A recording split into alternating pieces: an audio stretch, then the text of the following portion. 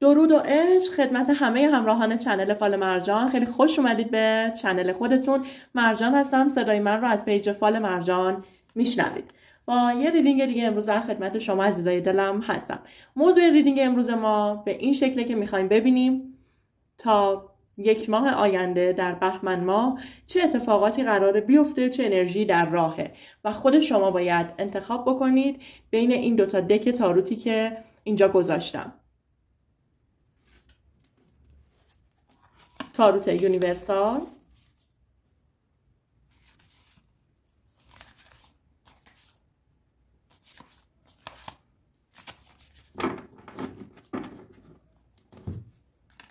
و تاروت فرانسوی.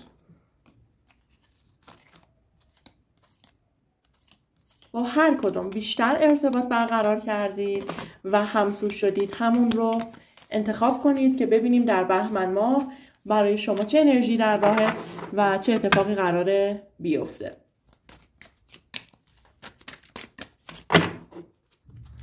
خب اگر نیت کردید و انتخاب خودتون رو بین این دوتا دک تاروت من انجام دادید، بریم سراغ ریدینگمون. یه مقدار فضا رو هم پاکسازی بکنیم.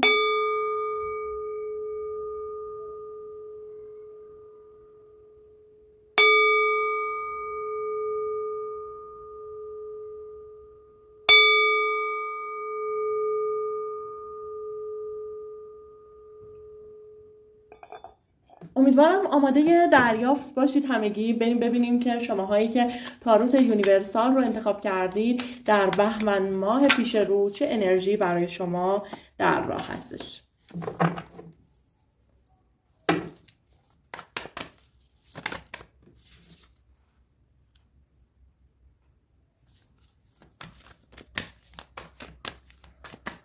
بچه ها برای هر دسته من 7 تا کارت میکشم.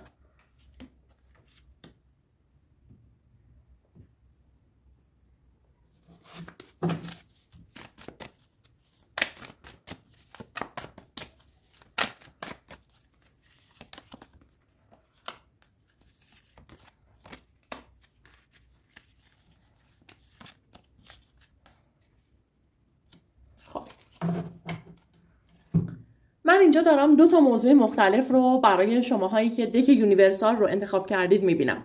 انگار 2 تا موقعیت برای شما قراره به وجود بیاد. این 2 موقعیت میتونه از لحاظ مالی کاری باشه. ببین کارتای سکست داره از مسائل مالی میگه با توجه به آس شمشیری که اینجا هست، عدالتی که اینجا افتاده، قطعا از یک موضوع کاری مالی داره صحبت میکنه. یه دوگانگی داری یا 2 تا مسیر، 2 تا راه قراره برات باز بشه و شما قراره به یک تصمیم قاطعانه و با ثبات در بهمن ماه برسی. یعنی اگر الان شک داری، تردید داری، توی یک دوراهی گیر کردی یا 2 تا راه، 2 تا مسیر، 2 تا مورد، 2 تا گزینه توی زندگی داری که نمیدونی کدوم انتخاب بکنی، چه مسیری رو پیش ببری و چه کار انجام بدی، یا اگر به دنبال آغاز یک شغل دوم، یک راه دوم، یک راه درآمد دوم هستی، انگار این راه رو توی بهمن ماه پیدا میکنی و به قطعیت میرسه برای شما. هر موضوعی که الان سرش شک دارید توی بهمن ماه برات به قطعیت میرسه، تصمیم قاطعانه خودت رو میگیری. برای شما انرژی یه سری معاملات هم میبینم. ممکنه حالا معامله خونه باشه، معامله ماشین باشه، یه سری معاملات، رد و بدل شدن پول دیده میشه توی بهمن ماه که نتیجه هم در نهایت نتیجه خوبیه براتون، نتیجه مثبتیه، منجر به این میشه که شما پیشرفت کنی. یه مقدار توی بهمن ماه رنجش از پارتنر، از دوست، از خانواده، از افراد نزدیک براتون دیده میشه. رنجش ها، ناراحتی هایی که انگار مثل یک تلنگر میمونه براتون، باعث میشه که بیشتر واقعیت مسائل رو ببینید یا حالا بیشتر مسائل رو سبک سنگین بکنید یا آدم های محتاط تری بشید، مراقب تر باشید و حتی خیلی به آدم های نزدیکتون هم اطمینان 100% رو نداشته باشید. حتی اگر در خانواده یک بحث مالی هست، این بحث حل میشه. و قشنگ داره میگه به ثبات میرسه. بحثی که حل میشه، برنامه‌ریزی که انجام میشه و ثباتی که اتفاق میفته. حتی اگر میخواید خونه بخرید، میخواید سرمایه گذاری بکنید توی ملک، براتون خوب میبینم. خیلی برای شما ماهی هستش که از لحاظ مالی پر جنب و جوش، انگار همش دارید میدوید، دارید فکر میکنید، دارید برنامه‌ریزی میکنید، دارید پلن میریزید و به ثبات هم میرسید و وارد اون مسیر میشید. اون اتفاق قشنگه براتون میفته. دو تا خبر براتون میبینم. یک خبری که به نفعتونه، باعث خوشحالیتون میشه، میتونه از یک مرجع قضایی باشه، از یک اداره، از یک ارگانی باشه که رفت آمد میکردید در اون برای یک موضوع خاص، برای یک امضای خاص که براتون خوبه. و حالا یک خبر دیگه‌ای که میتونه من باب به هم خوردن یک نامزدی، یک ازدواج باشه که یه مقدار شما رو ناراحت میکنه. بهمن ماه رو غنیمت بشمارید. خیلی ماه پرباریه برای شما. خیلی ماه خوبیه. ماهی هستش که سرآغاز یک سری تصمیمات مهم و تغییرات عالی برای شما دوستان نازنینم میشه.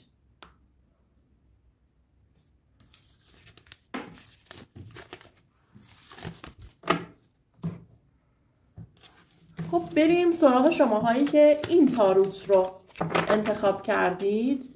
ببینیم برای شما چه چیزی در راه، چه انرژی در راه، چه اتفاقی قراره بیفته، چه پتانسیلی برای شما وجود داره. ممنون از این که چنل رو سابسکرایب میکنید و من رو حمایت میکنید.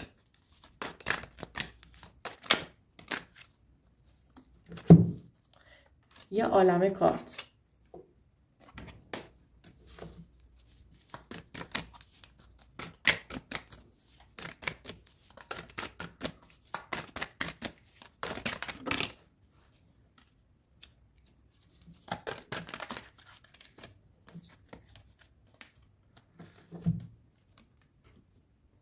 قرار بود 7 تا باشه، شد 8 تا، چون خود این تاروت یک کارت رو اضافه تر به ما داد.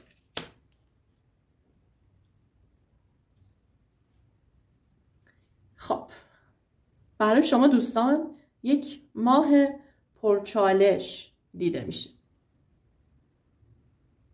اول از همه اگر در حال حاضر توی یک رابطه احساسی هستید، حالا چه از نوع ازدواج، چه پارتنری، چه نامزدید، چه رابطه تازه شروع کردید، این ماه خیلی دغدغه‌های احساسی داری و جر و بحث‌های احساسیت با پارتنرت زیاد میشه. بگو مگو دارید. خیلی با هم کلنجار میرید. خیلی ماهیه که انگار اصلا به پر و پای هم میپیچید. و ماهی هستش که یک سری عوامل بیرونی، حالا خانواده است، همکار، شرایط کاری، موقعیت‌های زندگی، تشدید میکنه انگار این ناآرومی شما. خوبیتی که داره انگار بحث میکنید با هم دیگه، جدال دارید، ولی باعث میشه که به یک نتیجه برسید. باعث میشه که رابطتون پخته تر شه، انگار به یک بلوغ تازه‌ای برسه، یک مسیر جدیدی توی این رابطه اتفاق بیفته. حتی اگر کات بودید، این شخص برمیگرده، با دعوا هم برمیگرده، با طلبکاری هم برمیگرده، با جر و بحث هم برمیگرده. و این جر و بحث باعث یک چشمانداز جدید، یک شروع جدید براتون قطعا میشه. جای دیگه داره میگه شما یک جا سرمایه گذاری مالی کردی یا یک استارتی زدی، این استارتت موفق نبوده، منجر به شکستت شده. ممکنه یک موقعیت مالی رو از دست داده باشی، از کارت بیرون اومده باشی، از کارت اخراج شده باشی، یا یک پولی، یک سرمایه، یک تایمی رو از دست داده باشی و حس بکنی که اینجا دیگه ماجرا تموم شد، دیگه شکست خوردی. نور رو میبینید آروم آروم از اینجا داره معلوم میشه. این پایان راه شما نیست. اگر در چنین موقعیتی گیر کردید، مطمئن باشید برای شما یک پیشنهاد تازه هست، یک راه تازه‌ای هست. اگرچه یه مقدار این راه شاید برای شما چالش داشته باشه، اما اگر با قاطعیت ادامهش بدی و اطمینان داشته باشی، میتونه براتون خیلی خوب باشه. میتونه شرایط شما رو خیلی عوض بکنه. 2 تا آقا برای شما میبینم. یک آقایی که پارتنر شما، اگر خانم هستید پارتنر شما، یا آقایی که نسبتی داره با شما، همخون شما اگر آقا هستید. این آقا خیلی برات اعصاب خوردی درست میکنه. آقایی هست که تقریبا گندمگون رو به روشنه، تو حروف اسمش میتونه سین، شین، نون، الف، ف یا میم داشته باشه. خیلی این ماه باهاش چالش داری، خیلی انگار بحث میکنید با هم دیگه، به پر و پای هم میپیچید، اما خوبه برات.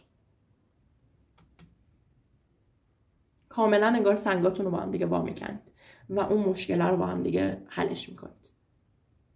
و یه آقای دیگه که جایگاه و لول بالایی از لحاظ اجتماعی، کاری، مالی داره، در اوج ناامیدی شما با یک تماس، با یک صحبت، با یک پیشنهاد مسیر جدیدی رو پیش روتون میذاره و مسیر جدیدی رو براتون باز میکنه. آقایی که مثل حسین، حامد، حمید، احسان، از این اسما میتونه داشته باشه یا از این حروفا. اینم خیلی براتون خوب افتاده. این ماه زمان اینه که با یک سری مسائل خداحافظی بکنی، شروع جدیدی داشته باشی و یاد بگیری که برای خواسته هات بجنگی، مبارزه بکنی و پای حرفات بایستی. و شاید شما یه جورایی چالش بیشتری یا تو بهمن ماه داشته باشید، اما نتیجه خوبیه براتون. نتیجه امیدوار کننده هستش و یه جورایی سرآغاز یک دوره و یک چرخه جدیدی میبینم که بهمن ماه توی زندگی شماها باشه. امیدوارم این ریدینگم پسندیده باشید. نظرات خودتون رو برای من کامنت بکنید، همه رو میخونم. تا ریدینگ بعدی، بدرود.